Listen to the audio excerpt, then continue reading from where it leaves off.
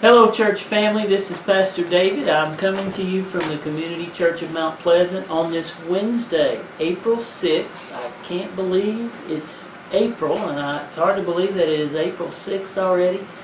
Already had our first Sunday in the month of April. It was a fantastic Sunday. We just had a great time at church. We talked about having an attitude of gratitude, and so I hope you're having a thankful week this week.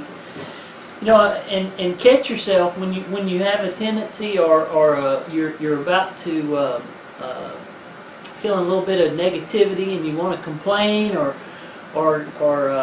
say something negative. Catch yourself and try to replace that with something positive, like being thankful. And I know things don't always go our way and things happen that challenge us, but there's always so many things we could find to stop and be thankful for. God says He literally loads us down with benefits. I mean, think about the ways that God really blesses us as His people. And there are many blessings. And so we're thankful today. I'm coming to you on this Wednesday and I'm thankful. The sun's shining. We've got some surprises outside here at the church, and I don't want to tell you too much. I just want you to come Sunday, and you're going to see some very, very exciting, obvious plans this Sunday. So some neat things going on that God is doing here for our church that you will be aware of on this Sunday, and I'm just excited about that. Let me give you some updates and some ministry reports, those kind of things. Before we have a little devotional today. A couple of really, really neat things are coming up this month. The first thing I guess that we'll talk about is on April 17th. That's a week from this Sunday. This Sunday's the 10th. The 17th will be Happy Birthday Community Church of Mount Pleasant. We are celebrating the fact that we're 1 year old. And again, hard to believe that we've been coming out here to this little remodeled horse barn, and God has done so many things, and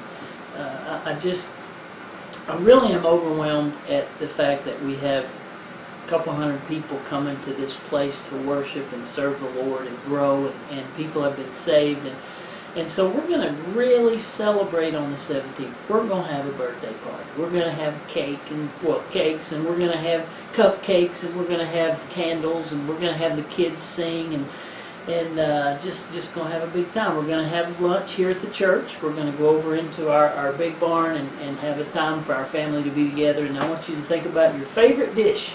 We're having a potluck meal, and Sunday you can sign up. I think Abby is heading up that project for us. The lady's going to decorate. It's just going to be an old-fashioned, fun, homecoming type atmosphere on the 17th as we celebrate and say happy birthday, Community Church of Mount Pleasant. So you'll hear more about that Sunday, more details. And then we're having a little thing this month called I Love My City. You may see some signs around in the community. And we want to let Mount Pleasant know that we're glad we're here. And we want to be good, faithful, positive citizens of this community, Mount Pleasant. So we're going to do some projects the weekend of the 22nd through the 24th. And I think Rob is leading us in that campaign. There will be 4 different things we can do. We can go and help the city. They're going to paint some fire hydrants, blue and gold, for the Mount Pleasant Tigers. And then we can do some letters and cards to the military, giving them our support, our love, our prayers.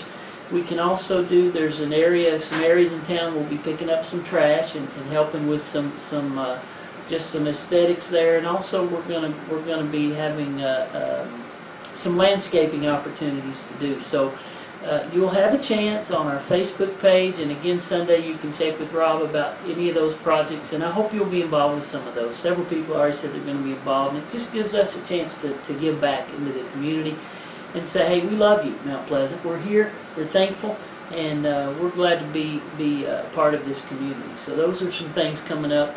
And then after that, we'll go into a 3-part series for Mother's Day, and we're going to talk about the book of Ruth. It's going to be a really neat expository Bible study, 3-part series on the book of Ruth, and boy, you're going to enjoy that, and that'll culminate on Mother's Day. We'll have a Mother's Day celebration on that, and then after that, the Sunday following Mother's Day, we'll do communion. So just some really exciting, neat things coming up for Community Church of Mount Pleasant. And boy, there are going to be some great testimonies this Sunday, and then the following Sunday you'll hear from a lot of our church people, and just excited about all that God's doing. So that's what's going on here at the Community Church of Mount Pleasant, and I'm just thrilled and excited that you're a part, that you're coming so faithfully and involved in serving. And boy, it's just an honor for me to be your pastor. And I'm really thankful for the opportunity that I have to serve with you, alongside of you, and encourage you and be your teammate. So lots of good things God's doing. Well, let me pray, and then let's get into our little devotional today. Father, thank you for all that you have done and all that you are doing now and all that you're going to do in the future in this place with these people, for this community. God, we want to be a lighthouse. We want to lift up Jesus.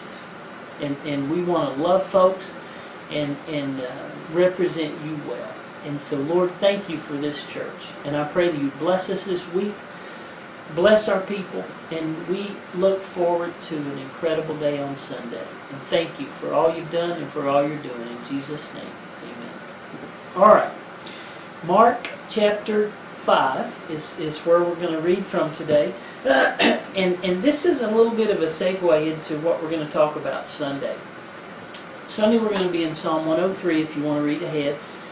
It's a short passage, and it talks about God healing all of our diseases. That's the phrase we're going to be thinking about. When God, we're encouraged to bless the Lord and consider all of His blessings.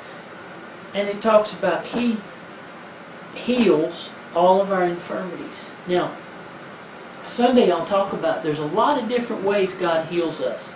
He may heal us spiritually. When we get saved, God is doing a work in our life, and He's healing us. He also heals us in many other areas. He heals us physically. He touches our body with health, the challenges that perhaps we have with diseases and infirmities, and God is very active in that. And He also heals us emotionally and socially.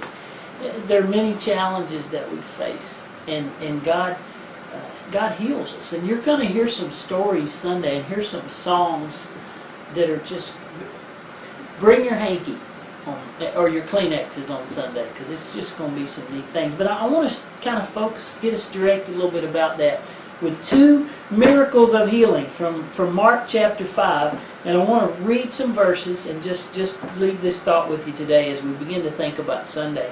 Mark chapter 5, and we'll start with verse 21. And there are two miracles of healing here that we're going to read about, and then we'll be finished today. Verse 21, when Jesus was passed over again by ship unto the other side, much people gathered unto him, and he was nigh to the sea. So Jesus is walking through the land, and people are following him, and his notoriety is growing. He's becoming more and more popular. Now, many people are following him, and a lot of them just want to see. It's like a circus. What's he going to do next? What's going on? And some people want something from him. Maybe they want to be healed, or they want provisions, or they're following this teacher who's doing these miracles. Verse 22, behold, there cometh one of the rulers of the synagogue, Jairus is his name, and when he saw him, he fell at his feet, which is a posture that we see many times in the New Testament. There's a reverence. It's a posture of honor and reverence, where we humble ourselves and we honor him by falling at his feet on our face before the Lord in worship. So Jairus fell at his feet and besought him greatly, saying, my little daughter lieth at the point of death. Wow. Now, those of you who are fathers and mothers and you have children, you're going to understand this, because it is, my little daughter is dying. She's at the point of death. I pray thee, come and lay hands on her, that she may be healed, and she shall live. That's a very affirmative statement by Jairus. Jairus said, if you would just come and touch her, she'll live. I know you can heal her. It's important. Verse 24, Jesus went with him, and much people followed him and thronged him. There was a crowd, and it was just people everywhere wanting to be close and look and see, and there was jostling around, and it was a crowd moving, and Jesus was moving along, and these people, and just kind of think of that scene as you might think of it, almost like a riot. Verse 25, and a certain woman which had an issue of blood, she had a chronic bleeding disease, for 12 years. This woman had not been able to gain victory over this disease that she had, this chronic bleeding, a blood condition, for 12 years. And I mean, you can imagine what that must be like. And had suffered many things of many physicians, and had spent all she had, and was nothing bettered, but rather got worse. You know, some of you maybe be able to identify with this lady. She had gone to all these doctors, saw all the specialists, spent all her money trying to get better, but nobody could help her. In fact, she got worse. Her condition worsened. She was out of money. She was worse than before. She was sicker than before. No one could help her. It was a terrible situation for this woman. And so, verse 27, when she had heard of Jesus, came in the press behind and touched his garment. She touched his clothes. She reached out. It was crowded. It was a hectic scenario there. And she reached out. She heard about Jesus. And she reached and she touched his garment. For she said, if I may touch but his clothes, I shall be whole, clean, healed. He can fix me if I can just touch him. In fact, if I can just touch his clothes. Now, think about that. That is a great faith. If I can just touch his garments, I'll be healed. That's amazing. For she said, if I may touch but his clothes, I'll be whole. Verse 29, straightway, immediately, the fountain of her blood was dried up. She stopped bleeding. Her chronic condition, which she had had for 12 years, which nobody could fix, nobody could heal her, she stopped bleeding. Immediately, she touched his garment, and she was healed. She felt in her body that she was healed of that plague. She felt it. Somehow she knew that she was healed. This is an incredible scenario. Verse 30. Jesus, immediately knowing in himself that virtue had gone out of him, turned about in the press, the crowd, and said, who touched my clothes? Somebody touched me, and healing, virtue has gone out of me into someone's body. Jesus knew that. Now, how do you think she felt?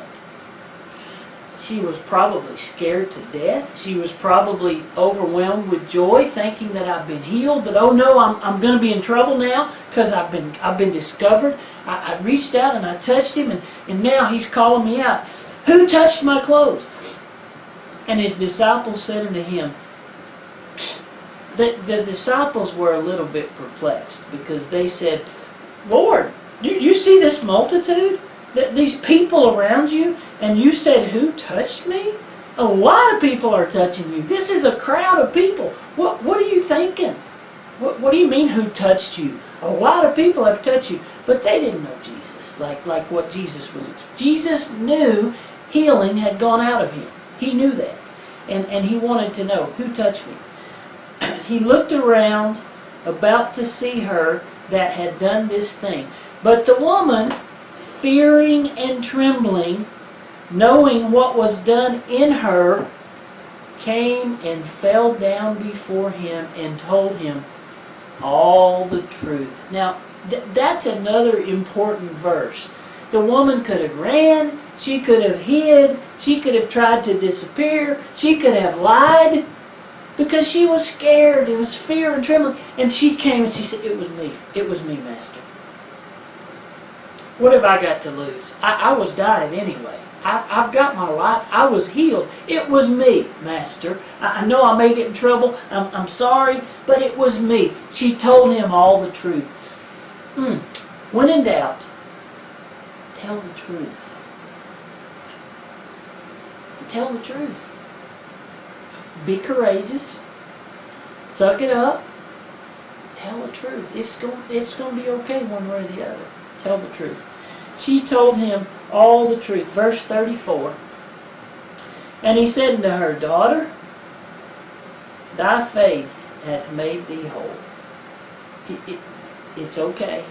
Your faith, your belief, your trust in me, that's what saved you. That's what made you. You knew if you could touch me, just my garment, that you'd be healed. You knew that. You trusted that. And you did. And you were. Your faith. It's your faith that healed you. It wasn't magic. It wasn't medicine in this instance. It was her faith that healed her. And the master told her, he said, it was your faith. Now, go in peace and be whole of your plague. Be well. Go. You're free. Whew. You think she felt relief? Man, she was scared to death. And the master said, your faith has saved you. Go in peace and be whole. Be clean. You're healed. Wow. That's the first miracle. Now let me read you another one and then we'll be finished today. Verse 35. While he yet spake, he was speaking, there came from the ruler of the synagogue's house certain which said, Thy daughter is dead. Why troublest thou the master any further? So remember Jairus. He was going with Jairus to his house to check on his little daughter who was dying. So they heard this crowd right while he was speaking. Said, forget it, Jairus. It's too late. It's too late. Don't even bother. Jesus, you don't have to come. The girl's dead. It's too late. You kind of blew it. It's over. And they said, don't even bother with Jesus. We know he's busy. The girl's dead. Sorry. Move on. As soon as Jesus heard the word that was spoken, he said unto the ruler of the synagogue, Don't be afraid. Only believe. I wonder if Jesus needs to say that to you today. You may think, it's too late. It's too late. It's hope. My situation is hopeless. I've missed it. I blew it. Jesus, it didn't work out. It's over. And Jesus may need to say to you today, don't be afraid. Only believe. It's your faith. Are you giving up? Have you lost hope? Jesus said, just believe. Don't give up. Don't quit. Don't be afraid. Only believe. And he suffered no man to follow him. He said, all right, y'all stop. Stay out here. Except Peter. Peter, you come with me, and James and John. You guys come with. Everybody else stay. And he cometh to the house of the ruler of the synagogue, and he seeth the tumult. It was a terrible scene. Someone just died. A child had just died. That was terrible. And it was a sad, terrible atmosphere. And so they came to the house, and them that wept and wailed greatly. Now there were mourners.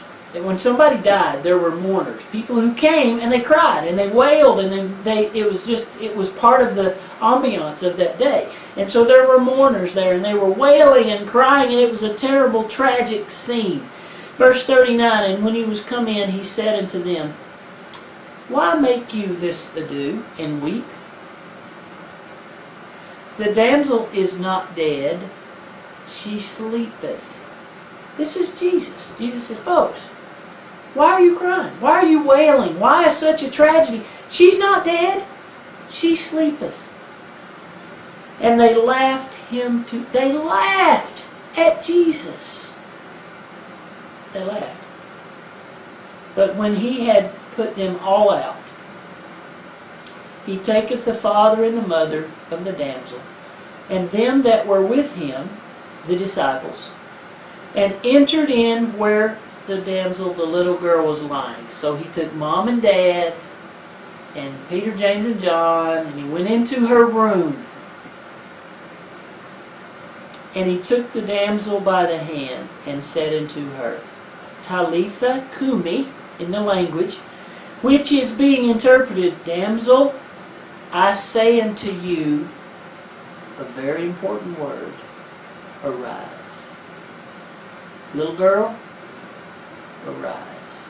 Now, for the doctors, or me, or you, or the preacher, or even the disciples to say that would have been totally different. But Jesus, the Master, the Teacher, the Son of God, who was God Himself, took her by the hand and said, little girl, arise. Get up.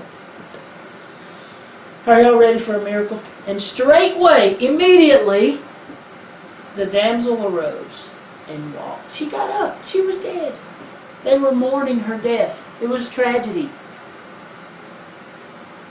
She got up. She was the age of 12, and they were astonished with a great astonishment. Well, yeah, yeah, she was dead. And Jesus said, get up, little girl. And she did. And she was alive. They were astonished. And He charged them straitly that no man should know it, and commanded that something should be given her to eat. She's probably hungry. She's good. My work here is done. Don't call the news. Don't put it on CNN. Don't make a movie. It's okay. I'm working my way toward the destiny that I have, which is the cross. Don't run and tell everybody. Just know that she's alive and she's well. Fix her some supper. She's probably hungry. A second miracle in this one chapter. God heals. Jesus Christ, God's Son, was on this earth, and He went about doing these type things to real people, real lives, real people that were dead now lived because of Jesus Christ. Don't miss Sunday. We're going to talk about some modern day miracles, and we're going to hear some really neat stories. So thanks for joining us today. We're real excited about Sunday. I hope to see you then. God bless you.